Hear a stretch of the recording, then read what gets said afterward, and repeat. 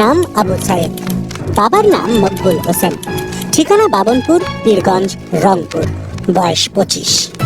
মৃত্যুর কারণ লেখার জায়গায় লেখা brought dead on 16/7/2024 at 3:45 PM। এই দলিল বেগম রোকেয়া বিশ্ববিদ্যালয়ের ইংরেজি বিভাগের ছাত্র আবু সাইদের মৃত্যুর। 16 জুলাই কোটা সংস্কারের দাবির আন্দোলনে রংপুর, ঢাকা এবং চট্টগ্রাম মিলিয়ে বাংলাদেশে যে 6 জনের মৃত্যু হয়েছিল, আবু সাইদ তাঁদেরই একজন। ঢাকায় সেদিন যে 2টি লাশ পড়েছিল তার একটি ছিল হকার মোহাম্মদ শাহজাহানের এবং অন্যটি ছিল ছাত্রলীগের সবুজ আলী। আর চট্টগ্রামের মৃতদের মধ্যে ছিলেন মোহাম্মদ ফারুক, ওয়াসিম আকরাম এবং ফায়জাল আহমেদ। ওয়াসিম এবং ফায়জাল দুজনেই ছিলেন শিক্ষার্থী, আর 32 বছরের ফারুক ছিলেন আসবাব শিল্পী। গত 16 জুলাইয়ের ঘটনা। কোটা সংরক্ষণ আন্দোলনে উত্তাল বাংলাদেশ। একদিকে ছাত্রলীগ এবং সংরক্ষণ বিরোধী আন্দোলনকারীদের মধ্যে দফায় দফায় সংঘর্ষ, আর অন্যদিকে পরিস্থিতি নিয়ন্ত্রণে চলছে পুলিশের গুলি। রংপুরের বেগম রোকেয়া বিশ্ববিদ্যালয়ের ফটকের সামনে তখন রণক্ষেত্র। পুলিশের রাবার বুলেটের সামনে লাঠি হাতে দাঁড়িয়ে আবু সাইদ। বুক চিতিয়ে দাঁড়িয়ে থাকা ছেলেটা হঠাৎ বসে পড়লেন, আবার উঠে দাঁড়ানোর চেষ্টা, না আর পারলেন না। রক্ত বুকে আবু সাইদ লুটিয়ে পড়লেন রাজপথে। বুলেটের ঠিকানায় লেখা হলো আবু সাইদ।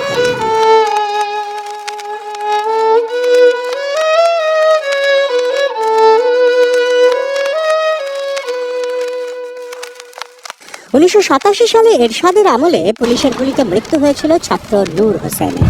সেই মৃত্যু কবি শামসুর রহমানকে দিয়ে লিখিয়ে নিয়েছিল বুক তার বাংলাদেশের হৃদয়। 37 বছর পর সেই একই ঘটনার পুনরাবৃত্তি। আবু সাইদের মৃত্যু আবারও মনে করিয়ে দিল, শহরে টহলদার ঝাঁক ঝাঁক বন্দুকের সীসা আবু সাইদের বুক নয়, যেন বাংলাদেশের হৃদয়। দিনমজুর মকবুল হোসেনের 9 সন্তানের মধ্যে আবু সাইদই একমাত্র যিনি বিশ্ববিদ্যালয়ে পড়ার সুযোগ পেয়েছিলেন। কোরবানির ঈদে শেষবার বাড়িতে এসেছিলেন, 3 দিন থেকে ফিরে গিয়েছিলেন ক্যাম্পাসে। বুধবার যখন কফিন বন্দি ছেলে পীরগঞ্জের বাবনপুরে ফিরল, আবু সাইদের মা মনোয়ারা বেগম তখন বিষাদে আত্মহারা। বানভাসী চোখে তখন সন্তান হারানোর যন্ত্রণা, আর্তনাদ। মোর হাসিনা, মোর ছেলক মারি ফেলালি। ঘটনাচক্রে রংপুরের এই পীরগঞ্জ উপজেলাতেই শ্বশুরবাড়ি শেখ হাসিনার। পুলিশের গুলিতে সাইদের এই মৃত্যুতে প্রশ্নের মুখে মানবাধিকার। গুলি না চালিয়েও কি আন্দোলনকারী শিক্ষার্থীদের নেতৃত্ব করা যেত না? কি বলছে পুলিশ?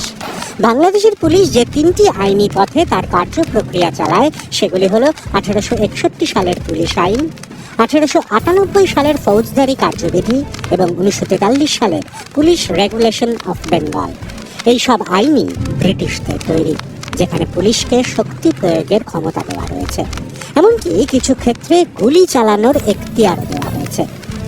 আইন অনুযায়ী গুরুত্বপূর্ণ সম্পদের নিরাপত্তা এবং আত্মরক্ষার্থে পুলিশ গুলি চালাতে পারে, তবে তা অবশ্যই হতে হবে যৌক্তিক।